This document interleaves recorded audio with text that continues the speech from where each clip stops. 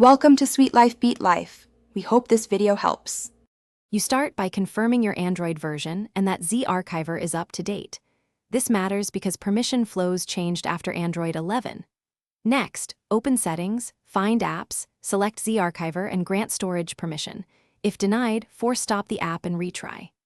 Once done, launch ZArchiver and accept the Storage Access Framework prompt. Choose the top-level folder or allow access to all files when shown. This gives ZArchiver the scoped access it needs without Shizuku.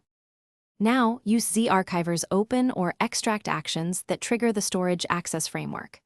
When the picker appears, navigate to the correct storage, internal or SD card, and tap the folder or root you want ZArchiver to access. Then confirm. You do this because newer Android versions prevent direct file system access. SAF supplies a secure URI for the app. Make sure to pick the highest level folder you need so nested archives and write operations work reliably. Finish by extracting a small test archive to the folder you granted, verifying both read and write work. If extraction fails, go back to Settings, revoke ZArchiver permissions, and repeat the SAF grant. This often resets broken URIs.